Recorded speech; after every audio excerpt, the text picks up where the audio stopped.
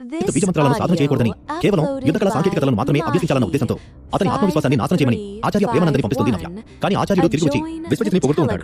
దాంతో అతను తన మీద ఏదైనా కుట్ర పన్నాడేమోనని, తనని ఉత్తమాధిపతి స్థానం నుండి తొలగించాలని చూస్తున్నాడని అనుకుంటుంది నవ్య. ఆమె అనుమానాన్ని గ్రహించిన ప్రేమానంద జరిగినదంతా వివరిస్తూ, ఉత్తమాధిపతి, మిమ్మల్ని మోసం చేయాలన్న ఉద్దేశం నాకు లేదు. విశ్వజిత్ నిజంగానే గొప్ప ప్రతిభావంతుడు. తను ఈ మధ్యనే బీజ మంత్రాలు నేర్చుకోవడం ప్రారంభించాడు. అయినప్పటికీ పూర్ణ ఆఖ్యానంతో వాటిని లిఖించగలుగుతున్నాడు. మంత్ర శిరోమణి గజాననుడికి కూడా పూర్ణ ఆఖ్యానాన్ని అర్థం చేసుకోవడానికి 40 సంవత్సరాల సమయం పట్టింది అని చెప్పాడు. ఆచార్య ప్రేమానంద విశ్వజిత్ మీద పూర్తి నమ్మకంతో ఉన్నాడు. ఎందుకంటే అతను సృష్టించిన బీజ మంత్రాలను ఇంతకుముందు ఎప్పుడూ ఆచార్యుడు చూడలేదు. మధ్య ప్రాంతంలో ఉండే మంత్రాలకు అవి పూర్తి భిన్నంగా ఉన్నాయి. కాబట్టి వాటిని స్వయంగా విశ్వజితే సృష్టించాలనుకున్నాడు. అలా సొంత బీజ మంత్రాలను సృష్టించగలిగిన వారు చాలా అరుదుగా ఉంటారు. కానీ ఆచార్యుడికి తెలియని సంగతి ఏంటంటే అవి అసలు బీజ మంత్రాలు కాదు, నాగజాతికి చెందిన దివ్య మంత్రాలు. ఇక ఆచార్యుడి మాటలు విన్న తర్వాత నవ్య తీక్షణంగా ఆలోచించి, సరే, మీరు చెప్పినట్టే విశ్వజిత్ గొప్ప ప్రతిభావంతుడని ఒప్పుకుంటాను. కానీ అది నిరూపించడానికి మీ దగ్గర ఏదైనా ఆధారం ఉందా అని సూటిగా ప్రశ్నించింది. ఆమె అలా ప్రశ్నిస్తున్నప్పుడు తన గొంతులో దాగి ఉన్న కోపం ఆచార్య ప్రేమానంద దృష్టిని దాటిపోలేదు. కానీ దానిని లెక్క చేయకుండా చిన్నగా నవ్వుతూ, మీకు నా మాటల మీద నమ్మకం లేదంటే అని ఏదో చెప్పబోయాడు ఆచార్య ప్రేమానంద. కానీ అతను వాక్యం పూర్తి చేయకముందే అకస్మాత్తుగా ఒక భారీ మంచు ముక్క అతని వైపు దూసుకొచ్చింది. వెంటనే ప్రతిస్పందిస్తూ దాని నుండి తప్పించుకున్నాడు ఆచార్యుడు. ఆ సమయంలో నవ్య ముఖం కోపంతో ఎర్రబడింది. ఆమె వేళ్లు మంచుతో కప్పబడి ఉన్నాయి. అది చూసి తన మీద దాడి చేసింది ఉత్తమాధిపతి అని గ్రహించాడు ఆచార్య ప్రేమానంద. అతను నవ్య కంటే బలవంతుడే. మాయాశ్రేణులను నిర్మించడంలో దిట్ట. కానీ సమీప యుద్ధంలో తను బలహీనుడు. పైగా ఆవేశానికి పోయి ఉత్తమాధిపతిపై దాడి చేస్తే తర్వాత తీవ్రమైన పరిణామాలు ఎదుర్కోవాల్సి ఉంటుంది. అందుకే నవ్య చేసిన పని వల్ల అతనికి కోపం వచ్చినా అతి కష్టం మీద తన కోపాన్ని మనసులోనే అణచివేసుకుంటూ, ఉత్తమాధిపతి, నా మాటలు పూర్తి కాకుండానే మీరు ఇలా ఆవేశపడడం మంచిది కాదు అనన్నాడు. నాకు ఏది మంచో ఏది చెడో చెప్పే స్థాయికి చేరుకున్నావా? నేను ధ్యానంలో ఉన్నానని తెలిసి కూడా మీరు కావాలని నాతో అత్యవసరంగా మాట్లాడాలని పిలిపించారు. అప్పుడు నా సాధన చెడిపోతుంది. నేను నా శక్తిని పెంపొందించుకోలేకపోతే పవిత్ర ఆశ్రమ ఉత్తమాధిపతి స్థానం నుండి నన్ను సులభంగా తొలగించవచ్చు. అదే మీకు కావాల్సింది అని కోపంగా చెప్పి మరోసారి మంచు ముక్కలతో దాడి మొదలుపెట్టింది నవ్య. This audio uploaded by Mahi5351. Join the Telegram channel. Link in the description. Comments, like, and subscribe. మంచు ముక్కలతో దాడి మొదలుపెట్టింది నవ్య. ఈ అమ్మాయి చాలా మొండిది. తనకి తోచింది నిజం అనుకుంటుంది. ఎదుటివాడు చెప్పేది అసలు వినిపించుకోదు అని మంచు ముక్కల దాడి నుండి తప్పించుకుంటూ మనసులో అనుకున్నాడు ఆచార్య ప్రేమానంద. అప్పుడే అతనికి మెరుపులాంటి ఆలోచన రావడంతో నిల్వంగరం నుండి విశ్వజిత్ దగ్గర కొనుగోలు చేసిన ధ్యానబీజ మంత్ర చర్మపత్రాన్ని బయటకు తీసి నవ్య ముందుకు విసిరేశాడు. ఉత్తమాధిపతి, నేను నిజమే చెప్తున్నాను. మీరు అడిగిన ఆధారం కూడా ఇప్పుడు మీ కళ్ళ ముందే ఉంది. ఆ చర్మపత్రంపై ఉన్న బీజ మంత్రాన్ని స్వయంగా విశ్వజిత్ తన చేతులతో రచించాడు అని చెప్పి ఆచార్య ప్రేమానంద చర్మపత్రంపై ఒక ఆధ్యాత్మిక రాయి ఉంచాడు. మరుక్షణమే బీజమంత్రం నుండి పచ్చని కాంతి ప్రకాశించింది. అది చూసి నవ్య ఆశ్చర్యపోయింది. ఆ బీజమంత్రాన్ని పరీక్షించాలనే ఉద్దేశంతో ఆమె తన చేతిని ఊపగానే పచ్చని కాంతి వెదజల్లుతున్న బీజమంత్రం గాలిలో ఎగురుతూ ఆమె చేతిలోకి చేరింది.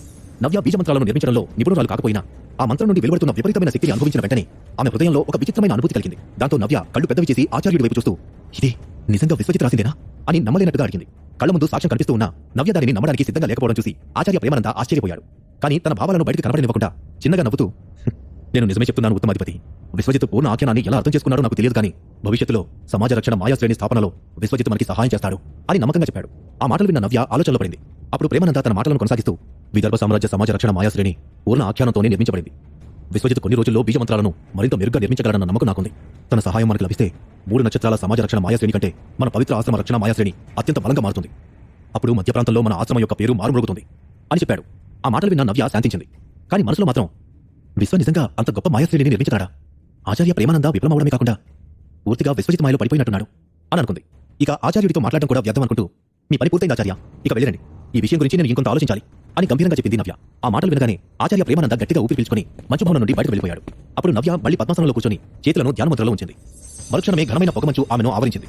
ఆమె అందమైన ముఖం పొగమంచులో కనుమరుగయ్యే ముందు పెదవులపై చిరునవ్వు వచ్చి చేరింది. విశ్వ, నువ్వు బీజమంత్రాలని నిర్మించడం నాకు ఏమాత్రం ఇష్టం లేదు. కానీ ఇందులో నువ్వు ఎంత దూరం వెళ్తావో నేను చూస్తాను అంటూ వంకరగా నవ్వింది నవ్య. మరోవైపు విశ్వజిత్ తన గదిలో కూర్చొని దివ్యనాగుడు చెప్పినట్లుగా ధ్యాన దివ్య మంత్రాలను రచించడంలో నిమగ్నమైపోయాడు. ఒక నక్షత్ర దివ్య మంత్రం అత్యంత ప్రాథమికమైనది. కానీ మానవుల బీజమంత్రాలతో పోలిస్తే అది చాలా శక్తివంతంగా ఉంది. ధ్యాన మంత్రాలలోనే 1వ నక్షత్రం నుండి 7వ నక్షత్ర స్థాయి దివ్య మంత్రాలున్నాయి. వాటిలో 7వ నక్షత్ర స్థాయి దివ్య మంత్రం రచించడం అంత సులభం కాదు. కాబట్టి ప్రస్తుతానికి విశ్వజిత్ 4వ స్థాయి దివ్య మంత్రాన్ని ఎలా నిర్మించాలో నేర్చుకుంటూ ఉన్నాడు. ఆ మంత్రం పేరు ఆత్మశ్వాస. దీనివల్ల ఒక యోధుడు తన సాధన స్థాయిని వేగంగా పెంచుకోవచ్చు. దీనికి ఎటువంటి ప్రతికూల ప్రభావం కూడా ఉండదు.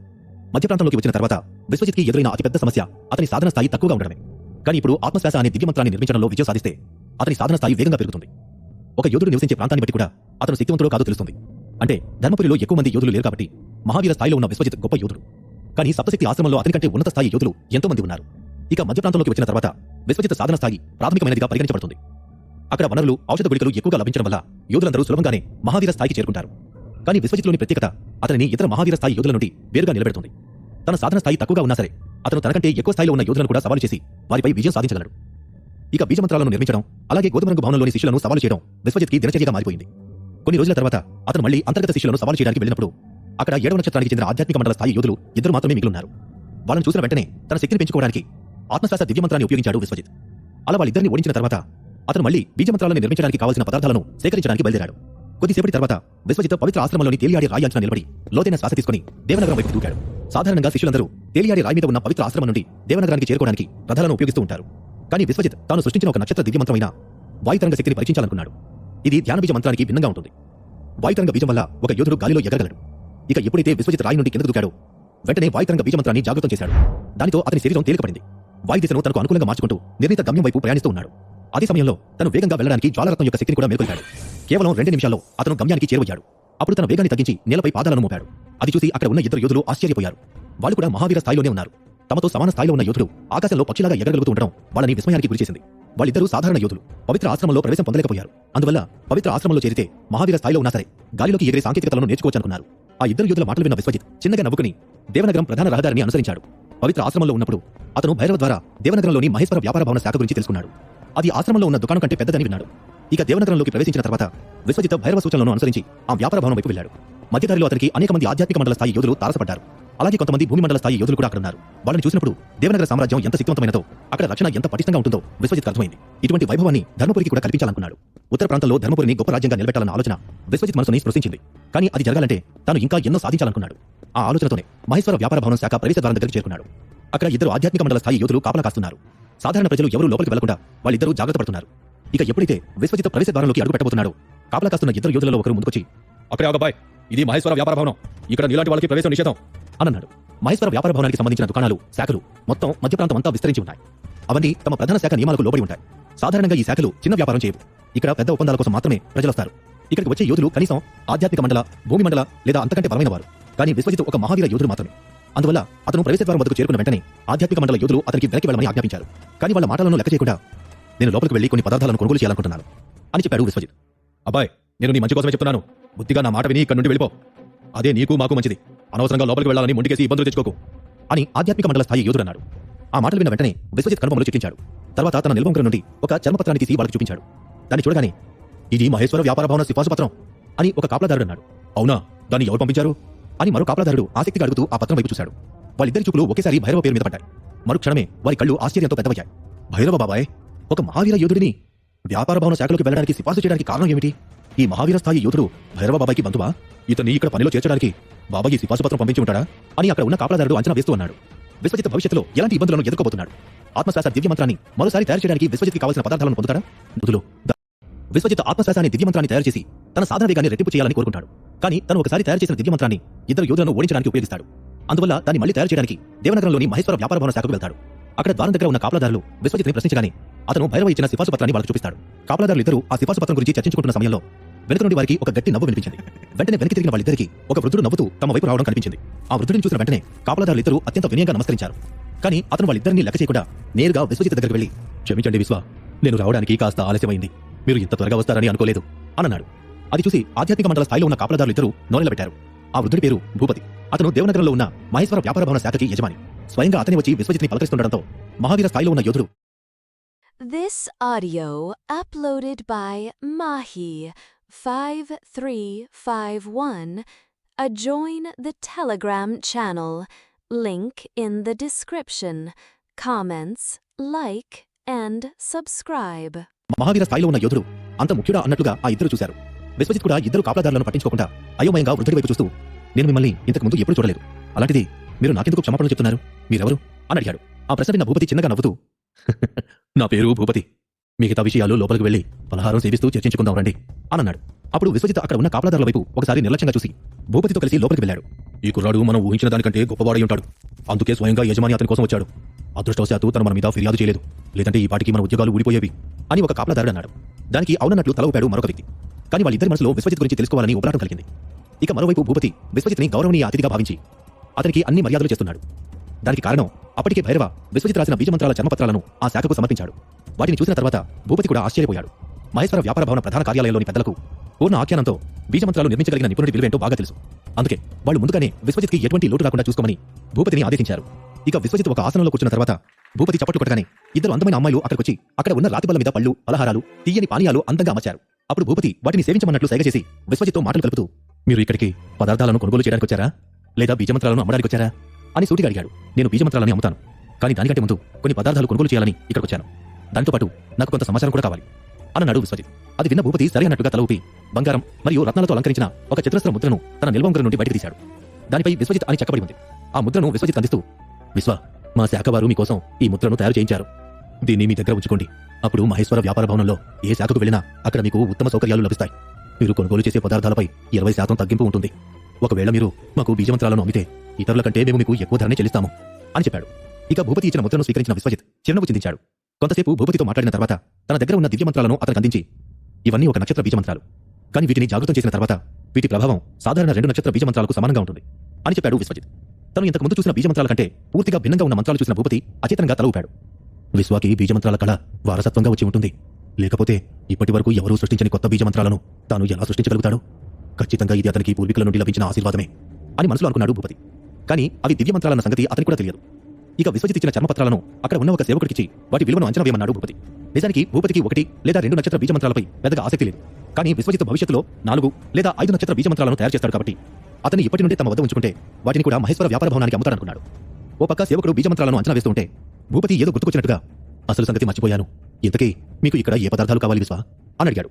నేను కూడా దాని గురించి చెప్పాలనుకుంటున్నాను. నాకు 2 బిందువుల ఆకాశ ఆత్మసత్వం, 5000 సంవత్సరాల పాత విద్యుత్ జంబు ఫలం, 1000 సంవత్సరాల పాత భూమి ఆశ్వగంధ, ఇంకా అని విశ్వజిత్ తన మాటలను పూర్తి చేయకముందే ఎదురుగా కూర్చున్న భూపతి తన ఆసనం నుండి కిందకి జారిపోయాడు. విశ్వజిత్ అడిగిన వస్తువులన్నీ అరుదైనవి. ఆకాశ ఆత్మసత్వం, 5000 సంవత్సరాల పాత విద్యుత్ జంబు ఫలం లాంటి వస్తువుల గురించి భూపతి విన్నాడే తప్ప ఎప్పుడూ కళ్ళారా చూడలేదు. ఎక్కడ ఒక చోట అదృష్టవంతులకు మాత్రమే అలాంటి వస్తువులు దొరుకుతాయని అందరూ అంటూ ఉంటారు. ఇక భూపతి ఆసనం నుండి కిందకి జారిపోవడంతో విశ్వజిత్ అయోమయంగా చూస్తూ, మీరు బానే ఉన్నారా అని అడిగాడు. దాంతో భూపతి నిదానంగా పైకి లేచి, నేను బానే ఉన్నాను. అదేంటంటే విశ్వ, మీరు అడిగినవన్నీ మీకు ఇవ్వడానికి కాదు, కానీ ఆ వస్తువులు చాలా అరుదుగా ఉంటాయి. నేను ఇంతవరకు వాటిని చూడలేదు. కానీ ఆ వస్తువుల గురించి నాకు ఏ కొంచెం సమాచారం లభించినా వెంటనే మీకు తెలియజేస్తాను అని ఇబ్బందిగా చెప్పాడు. మరి పర్వాలేదు, ఈ వస్తువులు సులభంగా దొరకవన్న సంగతి నాకు తెలుసు. కానీ ఎలాగైనా వాటి గురించి మీరు సమాచారం సేకరించండి. అవి ఎక్కడ దొరుకుతాయో చెప్పండి. మీకు వీలు కాకపోతే నేనే వెళ్ళి తెచ్చుకుంటాను అన్నాడు విశ్వజిత్. అప్పుడే భూపతి అతి కష్టం మీద ఏదో గుర్తుకు తెచ్చుకొని, విద్యుత్ జంబు ఫలం గురించి నాకు కొంతకాలం క్రితం సమాచారం అందింది, కానీ అని ఏదో చెప్తూ ఉండగా విశ్వజిత్ అతని మాటలు కట్టుబడుతూ, ఆ సమాచారం ఏమిటో నాకు చెప్పండి. మీకు ఎంత ధనం కావాలన్నా చెల్లించడానికి నేను సిద్ధంగా ఉన్నాను అని కంగారుగా అన్నాడు. లేదు, మీరు నాకు ధనం చెల్లించాల్సిన అవసరం ఏమీ లేదు. నేను మీకు ఆ సమాచారాన్ని ఒక బహుమతిగా ఇస్తాను అన్నాడు భూపతి.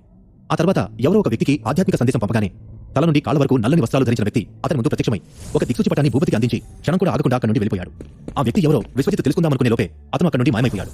అప్పుడే భూపతి గొంతు సవరించుకొని, మీరు స్వయంగా విద్యుత్ జంబు ఫలాన్ని సేకరించడానికి వెళ్లాలనుకుంటే మీ ఆలోచనలని, ప్రయత్నాన్ని మానుకోమని నేను సలహా ఇస్తాను అన్నాడు.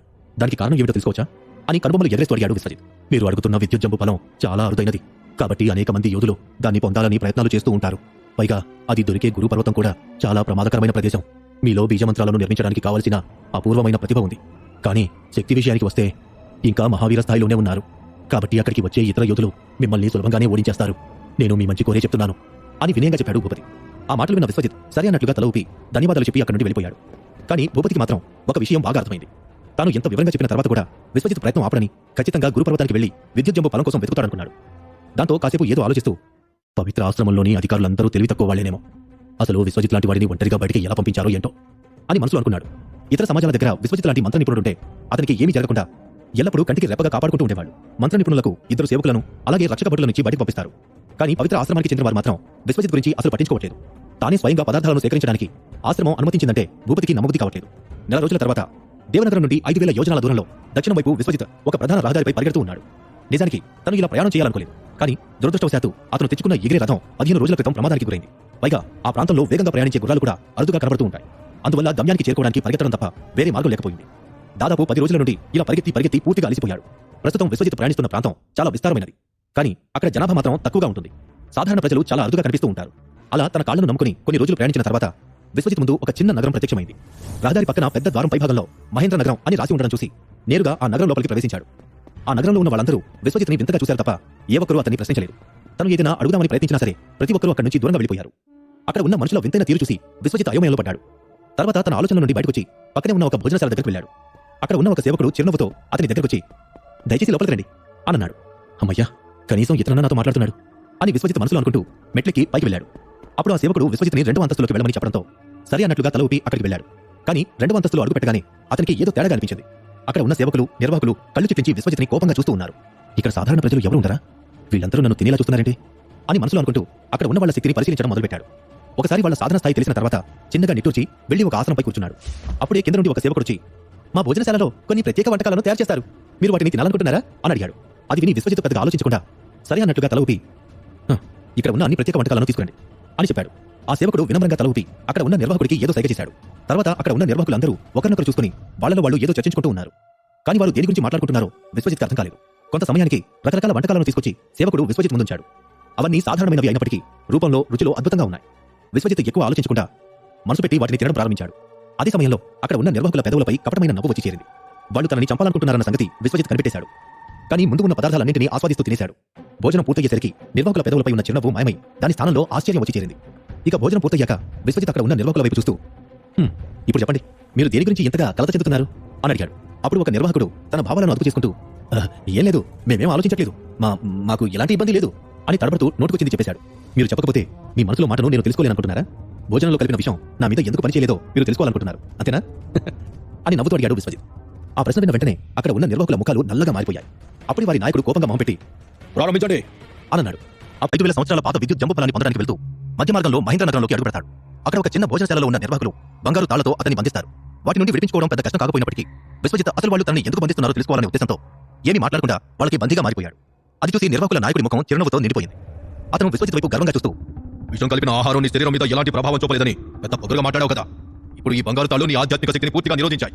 నువ్వు మా నుండి తప్పించుకోలేవు అని గట్టిగా నవ్వాడు. ఆ తర్వాత అక్కడ ఉన్న తన సహచరుల వైపు చూస్తూ, మీరు మంచి పని చేశారు. ఇంత త్వరగా మనం అనుకున్న పని పూర్తవుతుందని నేను అసలు ఊహించలేదు. ఇప్పుడు వీడిని కిందకి తీసుకువెళ్ళండి అన్నాడు. వాళ్ళు ఏం చేస్తారో చూడాలని విశ్వజిత్ ముందే అనుకున్నాడు కాబట్టి కావాలని ఆ తాళ నుండి విడిపించుకోలేనట్టుగా నటిస్తూ, నేనెవరో మీకు తెలియదు, అలాంటప్పుడు నన్ను ఎందుకు బంధించారు? నా దగ్గర నుంచి మీకు ఏం కావాలో చెప్పండి, ఇచ్చేసి వెళ్తాను అన్నాడు. నిన్ను మేము బంధించినా కూడా నీ పొగరు మాత్రం తగ్గలేదు. కానీ కొద్దిసేపట్లో నువ్వు చచ్చిపోతావు. నీ ప్రశ్నలకు సమాధానం చెప్పాల్సిన అవసరం నాకు లేదు అని చెప్పి నాయకుడు అక్కడ ఉన్న నిర్వాహకుల వైపు చూస్తూ, వెంటనే వీడిని లాకెళ్ళండి అన్నాడు. అప్పుడు కొంతమంది ముందుకొచ్చి విశ్వజిత్ 2 చేతులను గట్టిగా పట్టుకుని అతన్ని భోజనశాల వెనక భాగానికి తీసుకువెళ్లారు. అక్కడికి చేరుకున్న తర్వాత కళ్ళ ముందు కనిపించిన దృశ్యం చూసి విశ్వజిత్ ఆశ్చర్యపోయాడు. అక్కడ 20కి పైగా యోధులు బంధించబడి ఉన్నారు. వాళ్ళ కళ్ళు గుంటలు పడిపోయాయి. దుస్తులు పూర్తిగా మాసిపోయి అక్కడక్కడ చిరిగిపోయాయి. వాళ్ళు మధ్య ప్రాంతంలో యోధులు ధరించే దుస్తుల కంటే భిన్నమైన దుస్తులను ధరించారు. అక్కడ ఉన్న వాళ్ళలో దాదాపు అందరూ మహావీర స్థాయి యోధులే. కేవలం ఒకే ఒక యోధుడు మాత్రం ఆధ్యాత్మిక మండల స్థాయికి చెందినవాడు. ఆ యోధుడి శరీరం మీద బంగారు తాళ్ల సంఖ్య ఇతర యోధుల శరీరాలపై ఉన్న తాళ్ల కంటే ఎక్కువగా ఉన్నాయి. విశ్వజిత్ అక్కడ ఉన్న వాళ్ళందరినీ చూస్తూ ఒక అంచనాకొచ్చేలోపే అతన్ని తీసుకొచ్చిన వాళ్ళు కోపంగా తనని అక్కడ నేలపై పడేసి వెనక్కి తిరిగి చూడకుండా వెళ్ళిపోయారు. ఆ బంగారు తాళ్ల నుండి విశ్వజిత్ తనని తాను విడిపించుకుంటాడన్న భయం వాళ్ళకి లేదు. వాళ్ళు తోసేసినప్పుడు కావాలని నేల మీద పడిన విశ్వజిత్ లేవడానికి ప్రయత్నిస్తూ ఉంటే అతని పక్కనే ఉన్న యోధుడు నీరసంగా చూస్తూ, వీళ్ళకి మరో పంది చిక్కినట్టుంది అని అన్నాడు. అది వినగానే విశ్వజిత్ అయోమయంగా మొహంపెట్టి, మీరు నన్ను పంది అంటున్నారా అని కాస్త కోపంగా అడిగాడు.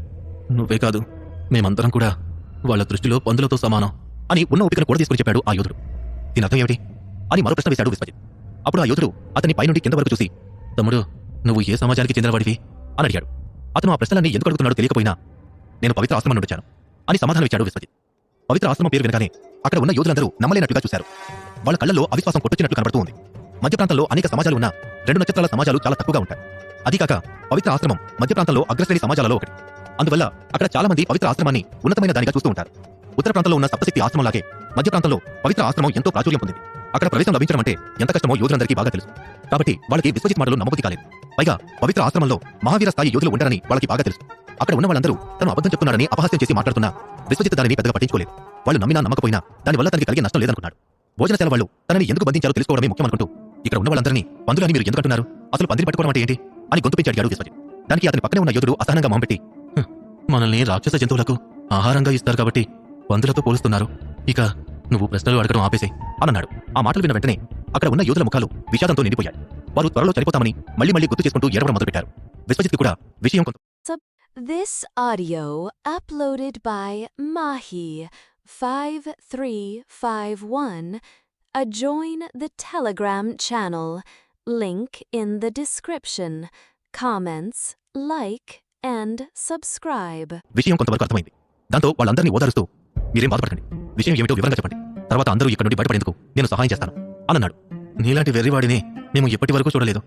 నువ్వు నిజాన్ని జీర్ణించుకోలేక ఇలా మాట్లాడుతున్నావా, లేదా నీకు ఇక్కడ పరిస్థితి ఇంకా అర్థం కావట్లేదా? ఇక్కడ ఉన్న చాలా మంది యోధులు నీకంటే ఎక్కువ సాధన స్థాయిలో ఉన్నారు. వాళ్ళు కూడా ఈ బంగారు తాళ్ల నుండి తప్పించుకోలేకపోయారు. అలాంటప్పుడు నువ్వు నిన్ను విడిపించుకోవడమే కాకుండా మా అందరినీ కూడా రక్షిస్తావా అంటూ ఎగతాళిగా అడిగాడు ఒక యోధుడు. అతను మహావీర స్థాయి చివరి దశలో ఉన్నాడు. అందువల్ల విశ్వజిత్ని తక్కువ అంచనా వేశాడు. ఆ యోధుడు మాట్లాడడం పూర్తయిన వెంటనే విశ్వజిత్ శరీరం నుండి ఒక చిన్న శబ్దం వినిపించింది. అప్పుడే బంగారు తాళ్లలో ఒక తాడు తెగిపోయింది. నిజానికి ఆ బంగారు తాళ్లు చాలా శక్తివంతంగా ఉన్నాయి.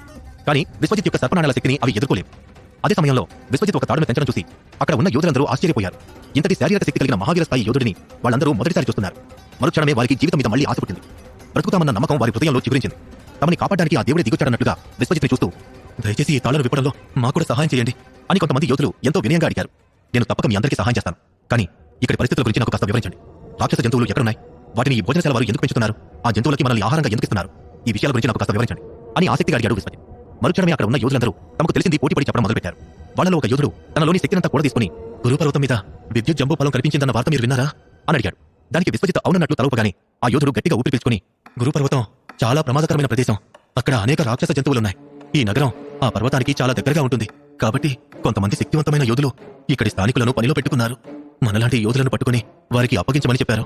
ఇక్కడ ఉన్న వాళ్ళందరూ మనలోని శక్తి పూర్తిగా నశించే వరకు బంధించి ఉంచి తర్వాత యోధులకు అప్పగిస్తారు. అప్పుడు వాళ్ళు మనల్ని గురుపర్వతం మీదకి తీసుకువెళ్లి అక్కడ ఎదురైన రాక్షస జంతువులకు ఆహారంగా వేస్తారు. దానివల్ల ఆ జంతువుల నుండి వాళ్ళు తప్పించుకోగలుగుతారు. కానీ మనం మాత్రం పందుల్లాగా వాటికి ఆహారం అయిపోతాము అని వివరించి చెప్పాడు. విద్యుత్ జంబు ఫలం ఒక ప్రత్యేక వాతావరణంలో పెరుగుతుంది. అది వేల సంవత్సరాల పాటు నేలలో దాగి ఉంటుంది. పూర్తిగా పండిన తర్వాతే అది నేల మీద కనిపిస్తుంది. కాకపోతే విద్యుత్ జంబు ఫలం ఎంత పాతదైతే అంత మంచిదని అందరూ నమ్ముతారు. అందుకే నేలలో ఉన్న ఫలాలను ఎవరూ బయటకు తీయరు. కేవలం భూమి మీదకి వచ్చిన వాటిని మాత్రమే సేకరిస్తూ ఉంటారు. కానీ దశాబ్దానికి ఒకసారి మాత్రమే ఆ ఫలాలు అరుదుగా నేల మీదకి వస్తూ ఉంటాయి. అందువల్ల గురుపర్వతం ప్రమాదకరమైనదైనా అనేక యోధులు విద్యుత్ జంబు ఫలం మీద ఉన్న ఆశతో ప్రమాదాలన్నీ ఎదుర్కోవడానికి సిద్ధమవుతారు.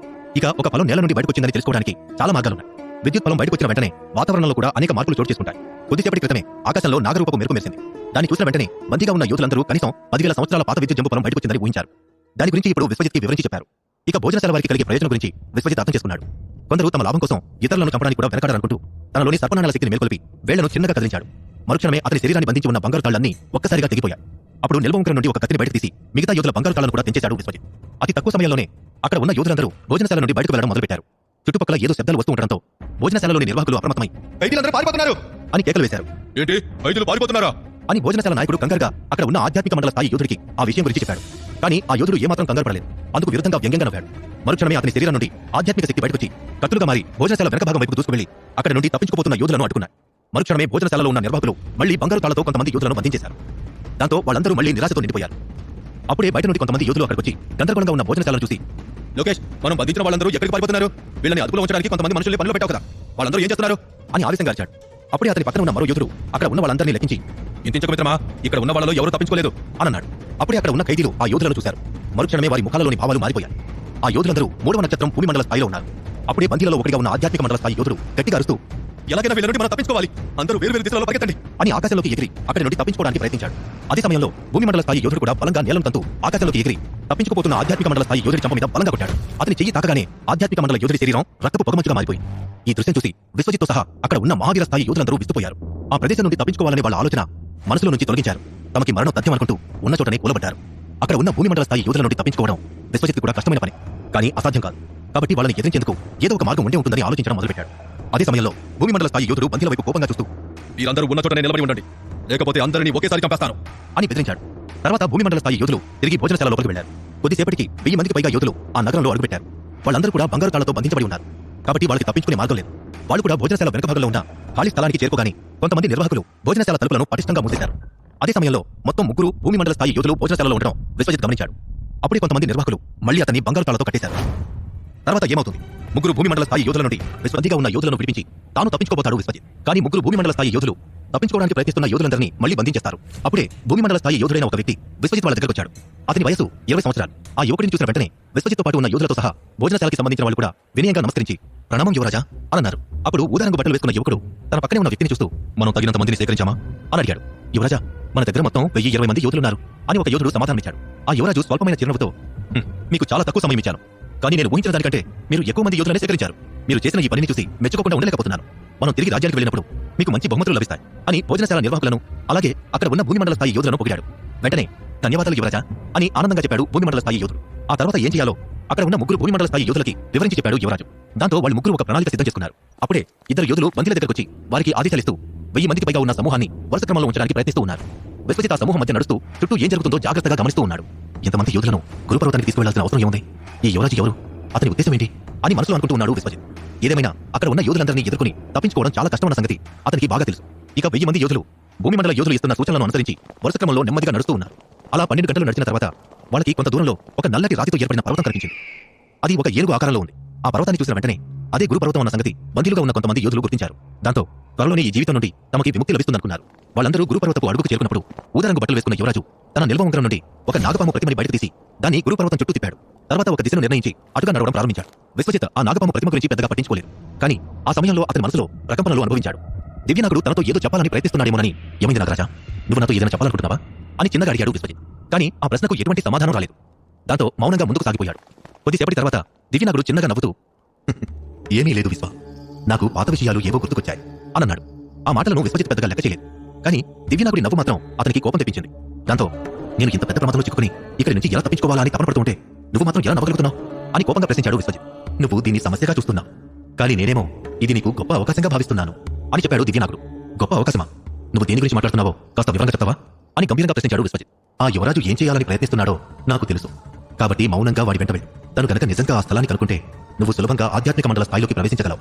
నేను ఏ అవకాశం గురించి మాట్లాడుతున్నానో కొంత సమయం తర్వాత నీకే తెలుస్తుంది అని చెప్పాడు దివ్యనాగుడు. విశ్వజిత్కి ఆ మాటలు పూర్తిగా అర్థం కాకపోయినప్పటికీ తాను త్వరలోనే ఆధ్యాత్మిక మండల స్థాయికి ప్రవేశించొచ్చన్న విషయం మాత్రం ఆసక్తిని కలిగించింది. దాంతో మరింత ఉత్సాహంగా మారిపోయాడు. అదే సమయంలో యువరాజు ఎంతమంది యోధులతో ఏం చేయాలనుకుంటున్నాడో తెలుసుకోవాలని ఉబలాటం కూడా పెరిగిపోయింది. ఎందుకంటే అందరూ ఊహించినట్టుగా భూమి మండల యోధులు మహావీర స్థాయి యోధులను బలిపశువులుగా ఉపయోగించలేదు. బదులుగా వారందరినీ ఒక వరుస క్రమంలో ముందుకు నడిపిస్తున్నారు. దాని మధ్యలో రాక్షస జంతువులు ఎదురైనా సరే భూమి మండల స్థాయి యోధులు వాటిని చంపేస్తూ మహావీర స్థాయి యోధులకు ఎటువంటి హాని కలగకుండా చూసుకుంటున్నారు. అందువల్ల అక్కడ ఉన్న ఏ ఒక్కరికి ఇబ్బంది కలగలేదు. గురుపర్వతంలోని రాక్షస జంతువులు చాలా శక్తివంతమైనవి.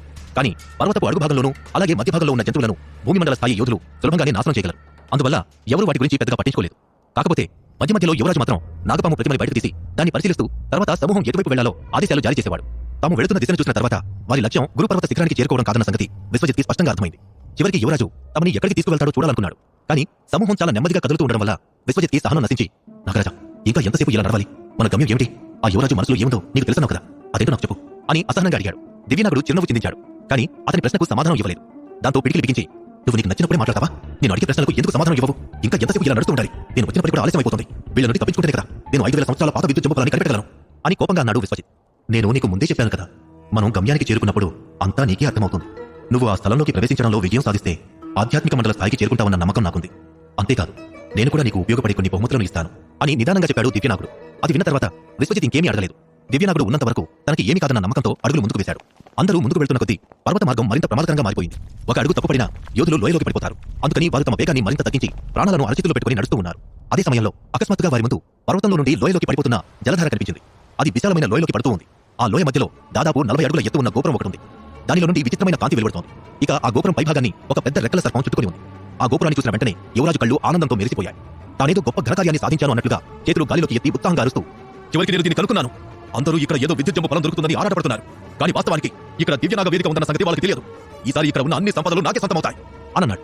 అతని పక్కనే ఉన్న భూమి మండల స్థాయి యోధులు కూడా ఉత్సాహంగా చప్పట్లు కొడుతూ, అభినందనలు యువరాజా, దివ్యనాగ వేదికను కనుగొనడంలో మీరు విజయం సాధించారు. మీ తెలివి తెగింపు అద్భుతం అంటూ పొగడ్తలతో ముంచెత్తేశారు. అదే సమయంలో యువరాజు యొక్క గట్టి నవ్వును విన్న రెక్కల సర్పం తలపైకెత్తి భీకరంగా బుసలు కొట్టింది. ఆ శబ్దం విన్న వెంటనే బందీలుగా ఉన్న యోధులందరికీ కాళ్ళు వణికిపోయాయి. వారి ముఖం పసుపు రంగులోకి మారిపోయింది. వాళ్ళలో కొంతమంది నుంచోలేక నేల మీద కూలబడ్డారు. యువరాజు వాళ్ళ పరిస్థితిని ఏమాత్రం లెక్క చేయకుండా, మీరందరూ వెళ్లి ఆ రెక్కల సర్పం పట్టనివ్వండి అని ఆదేశించాడు యువరాజు. అది విన్న వెంటనే బందీలుగా ఉన్న యోధులు భయంతో అడుగులు వెనక్కి వేశారు. కానీ భూమి మండల స్థాయి యోధులు అక్కడ ఉన్న వాళ్ళు తప్పించుకోకుండా చూస్తూ వాళ్ళని బలవంతంగా ముందుకు నెట్టడానికి ప్రయత్నించారు. అయినా యోధుల సమూహం మాత్రం ఇంచు కూడా కదలలేదు. ఎలాగైనా తాము చనిపోతామని వాళ్ళకి తెలుసు. కానీ అక్కడ ఉన్న రెక్కల సర్పానికి మాత్రం ఆహారం అవ్వడానికి వాళ్ళు ఇష్టపడలేదు. ఇక ఒక మహావీర యోధుడు ధైర్యం తెచ్చుకుని, ఆ సర్పానికి ఆహారం అవ్వడం కన్నా దారుణమైన విషయం ఇంకొకటి లేదు. దయచేసి మమ్మల్ని ఇక్కడే చంపేయండి. ఎట్టి పరిస్థితుల్లోనూ ఆ దుర్మార్గపు సర్పానికి నేను ఆహారంగా మారను అన్నాడు. వెంటనే మరొక యోధుడు గళం విప్పి, నేను రాక్షస జంతువులకైనా నా ప్రాణాలను అర్పిస్తాను కానీ ఈ సర్పంకి మాత్రం ఆహారం అవ్వను అన్నాడు. మరుక్షణమే యోధులందరూ ముందుకు వెళ్లడానికి వ్యతిరేకించడం మొదలుపెట్టారు. అదే సమయంలో ఇద్దరు భూమి మండల స్థాయి యోధులు తమ పన్నాగాన్ని అమలు చేశారు. వారు వేగంగా ముందుకు దూసుకువెళ్లి కొంతమంది యోధులను పట్టుకుని లోయలోకి విసిరేశారు. వాళ్ళు కింద పడుతూ ఉండగా రెక్కల సర్పం తన పొడవాటి రెక్కలను ఆడిస్తూ ఆ యోధుల వైపుకు దూసుకుపోయింది. వాళ్ళకి అరిచే సమయం కూడా ఇవ్వకుండా అందరినీ ఒకేసారి ఆ సర్పం మింగేసింది. ఆ దృశ్యం చూసి అక్కడ ఉన్న మిగిలిన యోధుల ముఖాలు నల్లగా మారిపోయాయి. చాలా మంది యోధులు తాము ఏం చేసినా లాభం లేదనుకుంటూ తమ దయనీయ స్థితిని తలుచుకుని ఏడవడం మొదలుపెట్టారు. అదే సమయంలో భూమి మండల స్థాయి యోధులు బందీలుగా ఉన్న ఒక్కొక్కరిని కిందకు విసరడం ప్రారంభించారు. మనిషి తన దగ్గరికి రావడమే ఆలస్యం అన్నట్లుగా రెక్కల సర్పం వాళ్ళని మింగేసింది. అదే సమయంలో, విశ్వ, కిందకి దూకి తర్వాత దివ్యనాగ వేదిక ప్రవేశ ద్వారం వైపు పరిగెత్తు, మిగతావన్నీ నేను చూసుకుంటాను అని ఆదేశించాడు దివ్యనాగ్. విశ్వజిత్ సరే అన్నట్లుగా తల ఊపి దూకడానికి సిద్ధమవుతుండగా అతను తప్పించుకోవడానికి ప్రయత్నిస్తున్నాడని భూమి మండల స్థాయి యోధులు కంగారుగా విశ్వజిత్ 2 చేతులను పట్టుకుని బలవంతంగా అతన్ని లోయలోకి తోసేశారు. విశ్వజిత్ లోయలో పడుతున్న కొద్దీ రెక్కల సర్పం రూపం అతని కళ్ళలో పెద్దదవుతూ ఉంది. అతను దాని దగ్గరికి చేరుకున్న వెంటనే అది విశ్వజిత్ని మింగడానికి ప్రయత్నించింది. కానీ సరైన సమయంలో తన శరీరానికి కట్టిన బంగారు తాడును తెంచేసి రెక్కల సర్పం నుండి తప్పించుకోవడానికి ప్రయత్నించాడు విశ్వజిత్. అది చూసిన యువరాజు, ఇది ఎలా సాధ్యం? అని ఆశ్చర్యపోయాడు. కానీ మరుక్షణమే అతని పెదవులపై వ్యంగ్యమైన చిరునవ్వు వచ్చి చేరింది. ఎందుకంటే విశ్వజిత్ ఎంత ప్రయత్నించినా రెక్కల సర్పం నుండి తప్పించుకోలేడన్న సంగతి అతనికి బాగా తెలుసు. ఇక ఎప్పుడైతే విశ్వజిత్ తన దిశను మార్చుకున్నాడో రెక్కల సర్పం కూడా అటువైపు తిరిగి అతన్ని మింగేయడానికి ప్రయత్నించింది. అప్పుడే అకస్మాత్తుగా దివ్యనాగుడు భయంకరంగా బుసలు కొట్టాడు. ఆ శబ్దం మొత్తం లోయలో మారుమోగింది. ఇక రెక్కల సర్పం కూడా విశ్వజిత్ని చూసి భయంతో వెనక్కి తగ్గింది. దాని కళ్లలో భయం, అనుమానం స్పష్టంగా కనబడుతున్నాయి. అసలు విషయం ఏమిటంటే ఆ రెక్కల సర్పం 2 వేర్వేరు జాతులకు చెందిన సంతానం. దాని శరీరంలో పౌరాణిక గుడ్లగూబ జన్యువులతో పాటు మణిధారి నాగపాము యొక్క జన్యువులు కూడా కలిసి ఉన్నాయి. కాబట్టి అది శక్తివంతమైనది అయినా దానిని పౌరాణిక జీవిగా పరిగణించారు. అలాగే రెక్కల సర్పానికి దివ్యనాగుడికి కూడా సంబంధాలు ఉన్నాయి. కానీ అది దివ్యనాగుడిని చూసి చాలా భయపడుతూ ఉంటుంది. ఇక భయంకరమైన బుసల శబ్దం విన్న తర్వాత భూమిమండల స్థాయి యోధుల ముఖకవళికలు మారిపోయాయి. వాళ్ల మనసులో రకరకాల భావాలు తలెత్తాయి. యువరాజు కూడా తన కళ్ల ముందు జరుగుతున్నది నమ్మలేను అన్నట్లుగా చూస్తూ ఉండిపోయాడు. అసలు ఏం జరుగుతుందో తెలుసుకోవాలని వెంటనే లోయలోకి దూకాలనుకున్నాడు. కానీ రెక్కల సర్పాన్ని చూసిన తర్వాత తన ఆలోచనను మార్చుకున్నాడు. కానీ కళ్ళు చెక్కించి విశ్వజిత్ని చూస్తూ వీడు ఎంత శక్తివంతమైన శబ్దం ఎలా చేశాడు, అసలు ఒక మనిషి పాములాగా ఎలా బుసలు కొట్టాడు, తన శరీరంలో ఏదైనా రహస్యం దాగి ఉందా అని అనుమానంగా అన్నాడు యువరాజు. తర్వాత తన చేతిలోని నాగపాము ప్రతిమని బిగించి పట్టుకున్నాడు. అది అతని కుటుంబానికి వారసత్వ సంపదగా లభిస్తున్న అత్యంత విలువైన వస్తువు. దివ్యనాగ వేదిక ప్రత్యక్షమయ్యే క్షణం కోసం ఎదురు చూస్తూ వేల సంవత్సరాలుగా ఆ వస్తువును యువరాజు కుటుంబ సభ్యులు తమ ఇంట్లోనే ఉంచుకున్నారు. ఆ నాగపాము ప్రతిమ లేకుండా దివ్యనాగ వేదిక యొక్క ద్వారం తెరవడం అసాధ్యం. తర్వాత ఏమవుతుంది? దివ్యనాగ వేదిక రహస్యం ఏమిటి? భూమిమండల స్థాయి యోధులు విశ్వజిత్ని లోయలోకి తోసేగానే This audio uploaded by Mahi5351. Join the Telegram channel. Link in the description. Comments, like, and subscribe. విశ్వజిత్ని లోయలోకి తోసేగానే రెక్కల సర్పం అతనిని మింగేయడానికి వస్తుంది. అప్పుడు దివ్యనాగుడు భయంకరంగా బుసలు కొట్టడంతో ఆ సర్పం భయపడి వెనక్కి వెళ్ళిపోతుంది. అది చూసి యువరాజు ఆశ్చర్యపోతాడు. అదే సమయంలో విశ్వజిత్ లోయలోకి పడుతూ వాయుతరంగ శక్తిని జాగృతం చేసి కిందపడి వేగాన్ని నియంత్రించాడు. కొద్దిసేపటికి తన 2 పాదాలు నేలను తాకిన మరుక్షణమే అడుగులోతు మట్టిలోకి కిందకి దిగిపోయాడు విశ్వజిత్.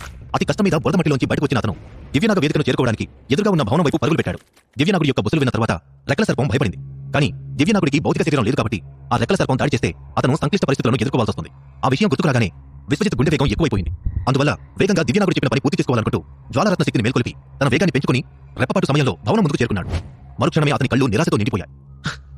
ఈ భవన తలుపులు మూసున్నాయి అని వేగంగా శ్వాస తీసుకుంటూ అన్నాడు విశ్వజిత్. అందుకు దివ్యనాగుడు చిన్నగా నవ్వి, నువ్వేం దిగులు పడకు, ఆ తలుపుకి దగ్గరగా వెళ్ళు అన్నాడు. ఆ మాటలు విన్న విశ్వజిత్ తలుపుకి అతి దగ్గరగా వెళ్ళాడు. అప్పుడు దివ్యనాగుడు తన ఆత్మశక్తిని తలుపులోని ఒక చిన్న రంధ్రంలోకి ప్రవేశింపజేశాడు. మరుక్షణమే పెద్ద శబ్దం చేస్తూ తలుపు భళ్ళుమని తెలుసుకుంది. అప్పుడు లోపలికి వెళ్ళు అని నిదానంగా చెప్పాడు దివ్యనాగుడు. విశ్వజిత్ కూడా ఏమాత్రం ఆలస్యం చేయకుండా ఆ ద్వారంలోకి ప్రవేశించాడు. మరుక్షణమే వెనక ఉన్న తలుపులు మళ్లీ మూసుకుపోయాయి. లోయలో జరుగుతున్నది దూరదృష్టితో చూస్తున్న యువరాజు ఆశ్చర్యపోయాడు. ఆ అబ్బాయి ఎవరు? ఆ భవనం లోపలికి ఎలా వెళ్ళగలిగాడు అని తన పక్కన ఉన్న యోధులను అయోమయంగా అడిగాడు యువరాజు. అక్కడ ఉన్న యోధులకు ఆ ప్రశ్నకు సమాధానం తెలియకపోవడంతో భుజాలెగరేశారు. అప్పుడే యువరాజు ఆలోచనలో పడిపోయాడు. ఆ భవన ద్వారాన్ని తెరవడానికి కావాల్సిన నాగపాము ప్రతిమ నా దగ్గరే ఉంది. ఇలాంటి మరో ప్రతిమ ఉండే అవకాశం కూడా లేదు. అలాంటప్పుడు వాడు లోపలికి ఎలా ప్రవేశించాడు అని మనసులో అనుకుంటూ చేతిలో ఉన్న నాగపాము ప్రతిమను చూసి దాన్ని గట్టిగా బిగించి పట్టుకున్నాడు యువరాజు. అతను ఇక్కడికి వచ్చే ముందే తనకి ఎదురయ్యే ప్రమాదాల గురించి తెలుసుకుని వాటిని అధిగమించడానికి సరైన ప్రణాళిక సిద్ధం చేశాడు. దాని ప్రకారం రెక్కల సర్పానికి తగినంత ఆహారం ఇచ్చిన తర్వాత అది నిద్రలోకి జారుకుంటుంది. అప్పుడు అవకాశం చూసుకుని దివ్యనాగ వేదిక దగ్గరికి చేరుకోవాలనుకున్నాడు. కానీ తాను సర్పానికి ఆహారంగా ఇవ్వాలనుకున్న మహావీర స్థాయి యోధుడు భవనంలోకి ప్రవేశిస్తాడని అతను అసలు ఊహించలేదు. దాంతో ఏదో ఆలోచించిన యువరాజు అసహనంగా మొహం పెట్టి త్వరగా వీళ్ళందరినీ కిందకి విసిరేయండి అన్నాడు. మరోవైపు తలుపులు మూసుకున్న వెంటనే ఆ భవనంలో చుట్టూ చూశాడు విశ్వజిత్. అతనికి ఒక విచిత్రమైన ప్రదేశంలోకి వచ్చినట్లు అనిపించింది. అతని ఎదురుగా ఒక వేదిక ఉంది. దాని నుండి స్వల్పంగా కాంతి వెలువడుతోంది. ఇక ఆ వేదిక మధ్యలో పై అంతస్తుకు వెళ్లేందుకు మెట్లు ఉన్నాయి. విశ్వజిత్ ప్రస్తుతం మొదటి అంతస్తులో ఉన్నాడు. అతను పైకి వెళ్లేందుకు కంగారు పడలేదు. బదులుగా భవనం అంతా చూసి, నాగరాజా, ఈ భవనం ఒక పెద్ద గోపురంలాగా ఉంది. అలాంటప్పుడు దీనిని దివ్యనాగ వేదిక అని ఎందుకు పిలుస్తారు? అసలు ఈ ప్రదేశంలో ఏముంది అని ఆసక్తిగా అడిగాడు. ఈసారి కూడా దివ్యనాగుడు చిన్నగా నవ్వుతూ, అప్పుడే కంగారు పడితే ఎలా? నువ్వు పైకి చేరుకున్నాక ఇక్కడి రహస్యాలన్నీ నీకే తెలుస్తాయి. ఇక్కడికి రావడం వల్ల నీకు మంచి జరుగుతుంది, గొప్ప లాభం చేకూరుతుంది అని చెప్పాడు. తను ఎన్ని ప్రశ్నలు అడిగినా అందుకు సమాధానం దొరకదని తెలుసుకున్న విశ్వజిత్ ఎక్కువగా ఆలోచించలేదు.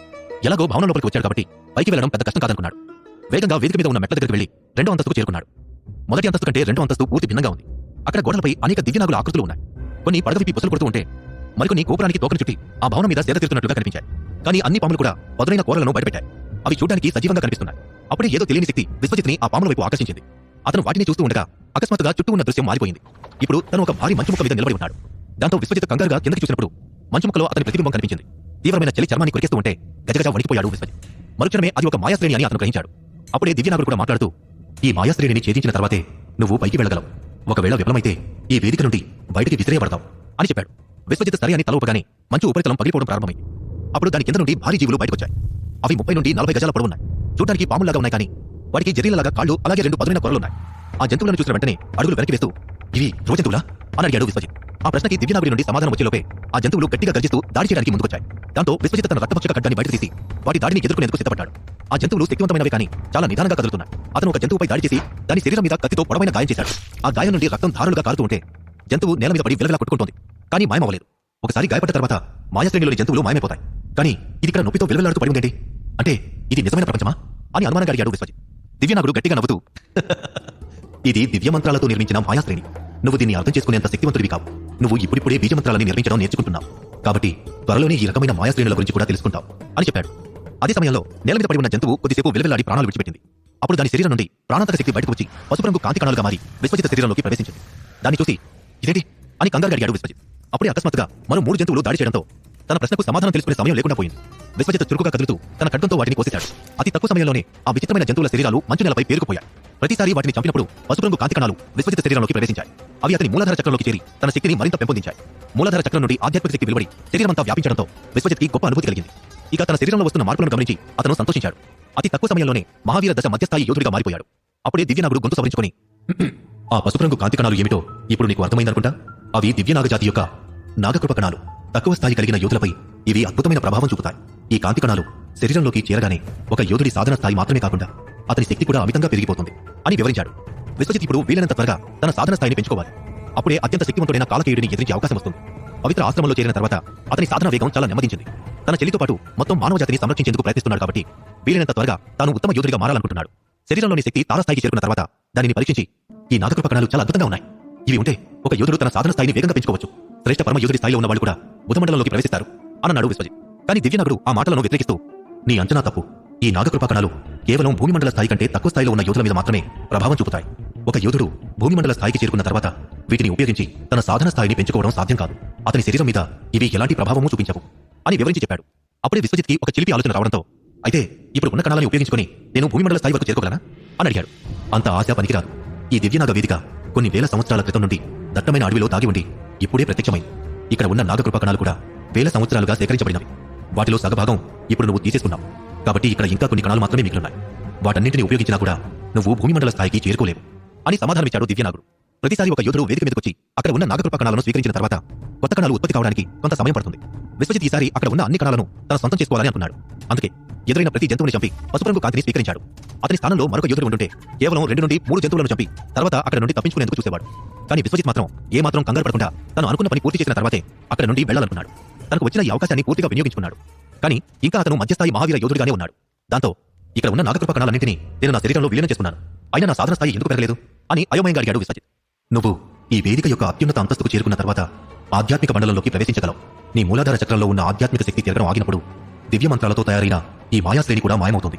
అప్పుడు నువ్వు 2వ అంతస్తులోని ఈ మాయాశ్రేణిని ఛేదించిన వాడివవుతావు అని చెప్పాడు దివ్యనాగుడు. ఆ మాటలను అర్థం చేసుకున్న విశ్వజిత్ వెంటనే 3వ అంతస్తుకు వెళ్లే మెట్ల వైపుకు కదిలాడు. అప్పుడే అకస్మాత్తుగా కింద ఉన్న తలుపు తెచ్చుకుని మళ్లీ మూసుకున్న శబ్దం వినిపించింది. వెంటనే అప్రమత్తమవుతూ ఎవరు లోపలికి ప్రవేశించారు. నా అంచనా ప్రకారం ఆ యువరాజు రెక్కల సర్పాన్ని శాంతింపచేసి ఇక్కడ కూర్చుంటాడు. ఇప్పుడేం చేయాలి అని కంగారుగా అడిగాడు విశ్వజిత్. కానీ దివ్యనాగుడు మాత్రం ప్రశాంతంగానే సమాధానమిస్తూ నువ్వు తొందరపడాల్సిన అవసరం లేదు. నీ దారిలో ముందుకు సాగు అని చెప్పాడు. విశ్వజిత్ సరే అన్నట్లుగా తల ఊపి 3వ అంతస్తుకు వెళ్లేందుకు మెట్లెక్కాడు. అప్పుడే మరో అనుమానం రావడంతో నా వేగం చాలా తక్కువగా ఉంది. ఆ యువరాజు భూమిమండల స్థాయిలో ఉన్నాడు కాబట్టి నా తర్వాత వచ్చినా నాకంటే ముందే పైకి చేరుకుంటాడనుకుంటా అని అన్నాడు. మంచు పొరల నుండి బయటకు వచ్చిన రాక్షస జంతువులను చంపడానికి అతనికి 10 నుండి 15 నిమిషాల సమయం పట్టింది. కానీ ఆ స్థానంలో భూమిమండల స్థాయి యోధుడు ఉంటుంటే కేవలం 5 నిమిషాలలో వాటిని అంతం చేసేస్తాడు. అప్పుడే దివ్యనాగుడు గట్టిగా నవ్వుతూ ఈ వేదిక మీద మాయాశ్రేణులు అందులోకి ప్రవేశించే యోధుడి శక్తి ప్రకారం ఏర్పడతాయి. యువరాజు ప్రస్తుతం భూమిమండల స్థాయిలో ఉన్నాడు కాబట్టి అతను ఎదుర్కొనే రాక్షస జంతువులు మరింత శక్తివంతంగా ఉంటాయి. నువ్వు దేని గురించి ఆందోళన చెందాల్సిన అవసరం లేదు. నా మీద నమ్మకం ఉంచు అన్నాడు. ఆ మాటలు విన్న తర్వాత విశ్వజిత్ మనసు శాంతించింది. కానీ అప్పుడే మెదడులో మళ్లీ మరో ప్రశ్న ఉద్భవించడంతో అక్కడ ఉన్న నాగకృప కణాలన్నింటినీ నేనే స్వీకరించాను. అలాంటప్పుడు యువరాజు తన సాధన స్థాయిని పెంచుకోలేడు. అప్పుడు తను పైకి ఎలా వస్తాడు అని అడిగాడు. కాసేపు ప్రశ్నలు అడగడం ఆపి పై అంతస్తుకు వెళ్ళు. అప్పుడు అన్నీ నీకే తెలుస్తాయి అని అసహనంగా సమాధానమిచ్చాడు దివ్యనాగుడు. తర్వాత ఏమవుతుంది? విశ్వజిత్ నిజంగా ఆధ్యాత్మిక మండలంలోకి ప్రవేశించగలడా?